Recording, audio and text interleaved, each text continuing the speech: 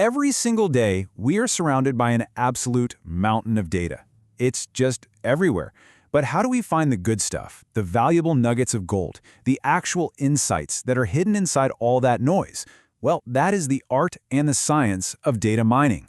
So grab your virtual pickaxe because we're about to go digging for some digital gold. So, to get started, I've got a question for you, and it's a bit of a weird one. What could possibly connect beer and diapers? I know, it sounds like the beginning of a really bad joke, but it's actually one of the most famous stories in the whole world of data mining. Well, the answer is a hidden pattern. See, years ago, a retailer was analyzing its sales data and discovered something totally unexpected. When people buy diapers, they often buy beer at the same time. Now, this wasn't just some gut feeling from a store manager. It was a discovery made by crunching the numbers using a technique called market basket analysis. And this story just perfectly illustrates what data mining is all about, finding these surprising, valuable connections that you would never, ever see otherwise. Okay, so let's put a more formal definition on this. At its core, data mining is the whole process of sifting through massive, and I mean massive, data sets to discover those hidden patterns and correlations. The ultimate goal here? It's to transform all that raw, messy data into valuable, actionable insights. The kind of insights that let you make really smart decisions. But, turning a pile of data into a real-world decision isn't just one big leap. It's actually a journey, a logical flow that takes meaningless numbers and transforms them into real-world action. Let's break down that path. This journey from data to decision is a really clear four-step process. We start with raw data, right? That gets processed and organized into information. That information is then analyzed to create knowledge, which finally is what empowers us to make a strategic decision. You can see how each step builds directly on the one before it. Let's make this super simple with an example. A number, like 100, is just data. It's meaningless on its own. But when we add some context, like Monday's sales were $100, it becomes information. Now, if we analyze sales over time and realize, hey, sales always peak on Mondays, well, that's knowledge. And the final step? Making a decision based on that knowledge. Let's increase staffing on Mondays to handle the rush. See? Data to information to knowledge to a decision. One of the best ways to really wrap your head around what data mining is to first get clear on what it isn't. It lives in a neighborhood with a bunch of other data technologies, but it plays a very, very unique role. So first up, you've got database systems. Think of a database as a giant, super-organized library. Its main job is storage and retrieval. It's all about organizing the books so you can find the one you're looking for fast. It holds the data, but it doesn't really explore it. Then there's statistics. I like to think of statistics as an audit. With statistics, you start with a specific claim or a hypothesis. Something like, does our new ad campaign actually work? And you use statistical methods to prove or disprove it. It's all about testing what you already think you know. And what about machine learning? That's kind of like a really smart student. Its main focus is on prediction. You feed it a ton of past data, like old exam papers, so it can learn to predict the answers on future tests with really high accuracy. And that brings us right back to our hero, data mining, the miner. Unlike the others, its main goal is pure, unadulterated discovery. It's not about storing data or proving an idea you already have, or even just predicting an outcome.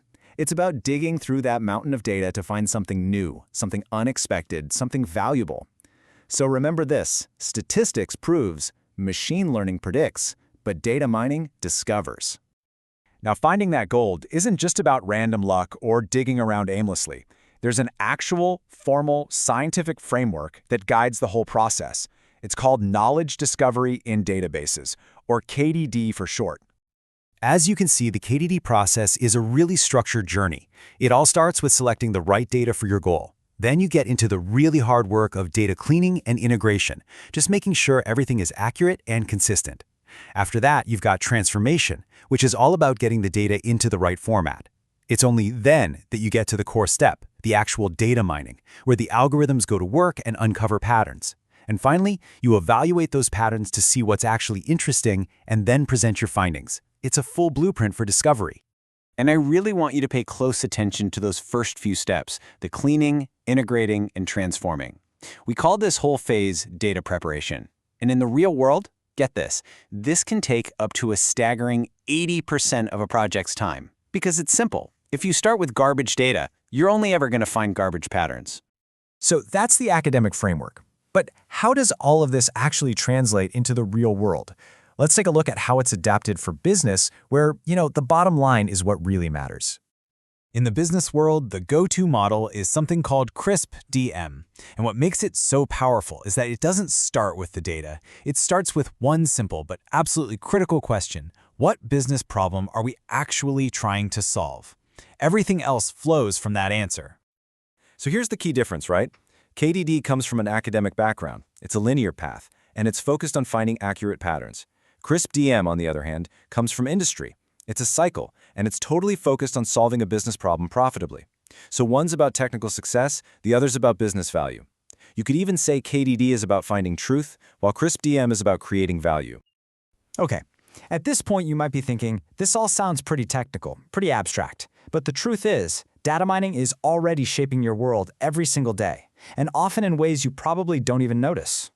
I mean, think about it. When an online store recommends a product that you actually want to buy, that's data mining. When your bank sends you a text about a suspicious transaction to prevent fraud, yep, that's data mining too.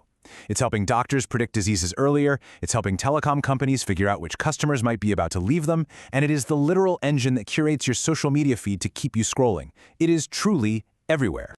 There's this quote that I think just perfectly sums up why data mining is so essential right now. It says, "We are currently data-rich but information-poor." We are just swimming in an ocean of data, but we are often starving for real information, for real knowledge. And data mining is the bridge that turns that overwhelming amount of data into the actionable information we actually need.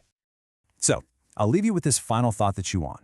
From the products that get recommended to you online to the news you see in your feed, there are unseen patterns constantly at work, nudging you in one direction or another.